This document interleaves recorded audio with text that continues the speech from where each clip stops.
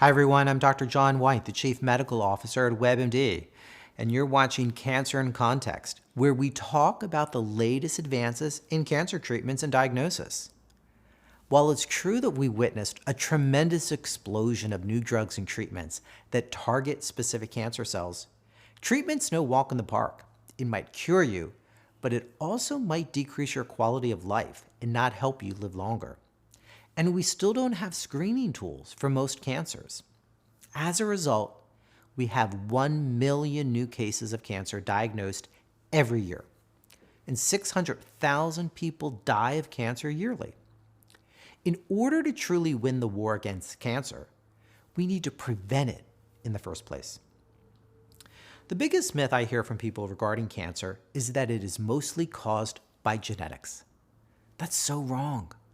Although genetics does play a role in whether or not you develop cancer, most experts agree it accounts for less than 30% of cancer. The little-known truth is that lifestyle and the environment play the major role. Let me phrase that another way. What you eat, how you exercise, how much you sleep, your outlook on life, where you live, and how you live help determine whether or not you'll get cancer. We need to change a mindset from, I hope I don't get cancer, to how can I prevent cancer?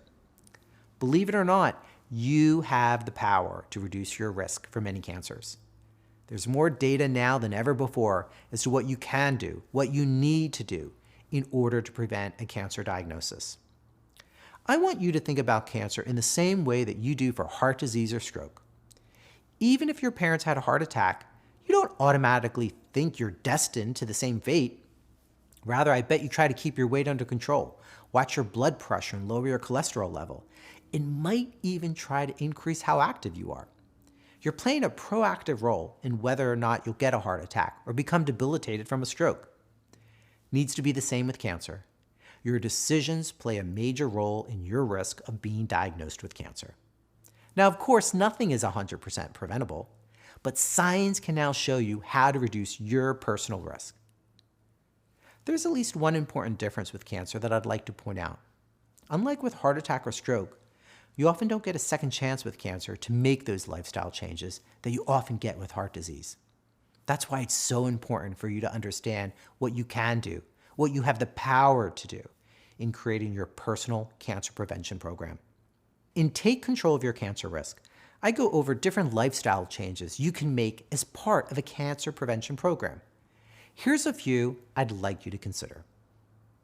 Number 1, treat food as medicine.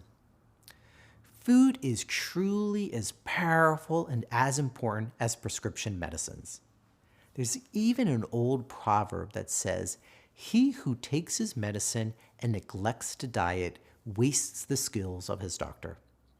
Food affects every organ and system in your body. Think about it. How do you feel after eating turkey on Thanksgiving Day?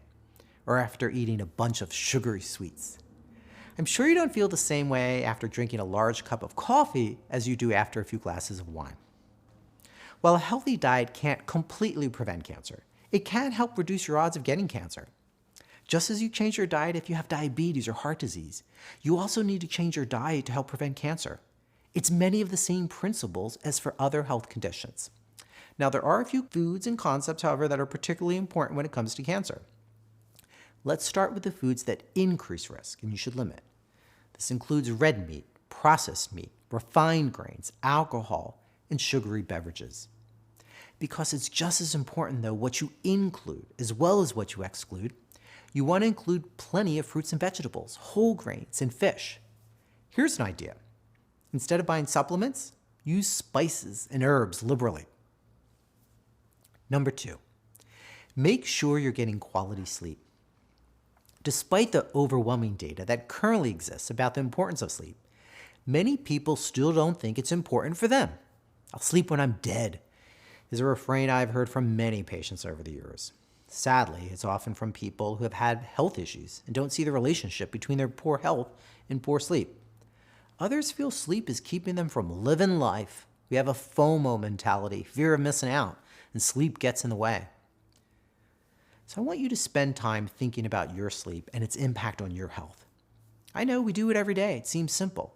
But when we're busy, what's the first thing we cut down on? got it, sleep. We always seem to think there'll be plenty of time later to sleep. We view a restful night of sleep as a luxury rather than a necessity. Yet science shows that sleep quality can be as important as diet and exercise for maximum health.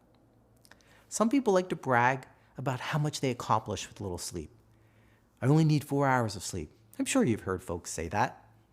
Some people still equate lack of sleep with a strong work ethic, even though inadequate sleep impacts our health and ultimately decreases work productivity. Sleep deprivation should not be used as a badge of honor. No one feels good after an all-nighter, no matter the reason, important job assignment, school task, or even a newborn baby. It certainly is not a good approach when it comes to designing your personal cancer prevention strategy. So when it comes to sleep, think quality though, as well as quantity. Not getting enough sleep over time or not getting quality restorative sleep weakens your immune system. It promotes weight gain and it increases abnormal cell behavior, all of which have been linked to cancer. You still not sure maybe about the connection of sleep and cancer? Here's a question for you. What do you do when you're sick or you just don't feel well?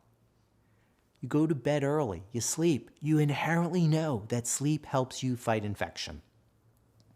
Now, to get better sleep, you want to make where you sleep like a spa, quiet and dark. The only difference, it should be cool. The ideal temperature is around 68 to 70 degrees. So that should settle a lot of arguments about what's the right temperature. Cooler is better. Number 3, exercise certainly needs to be a key component of your cancer prevention program. When it comes to exercise, don't forget to sweat. For you to reap the benefits of cancer prevention, intensity does matter. You want to get your heart racing. Be honest, how do you feel after exercise? You feel great. You never say, oh, I wish I hadn't gone for a run or played basketball. Rather, you're feeling the effects of those endorphins, the feel-good hormones. I encourage you to choose an activity that you enjoy and that you'll stick with. Think brisk walking, bicycling, hiking, gardening, swimming, running, jogging, aerobic dance, basketball. You don't have to go to a gym if you don't want to exercise. The goal is to be active 30 minutes a day, most days of the week. And if you can't do 30, at least start with 10 minutes and build up to it. Surely you have 10 minutes each day for your health, don't you? Number 4, acknowledge the mind-body connection. Although we can't simply will ourselves to not get cancer, what we can do is to learn how to manage chronic stress and the harmful inflammation that it causes in the body. You need to take stress seriously and work on ways to minimize the daily chronic stress that many people experience. You do this by acknowledging your negative emotions. Give them a name: anger, jealousy, sadness, fear, and then start to address them. Learn what it means to be mindful and start to practice mindfulness techniques. Try breathing techniques that can calm the body and the mind. Consider using a gratitude journal, writing down every day one thing you're grateful for. Take time to savor pleasure. Let go of what you can't control and get support when you need it. There's no one single thing you can do that will automatically prevent cancer. Rather, it's the daily choices that you make over time that influences your personal risk. These are some of the strategies you'll find in Take Control of Your Cancer Risk. Feel free to email me any questions at drjohn@webmd.net. Thanks for watching.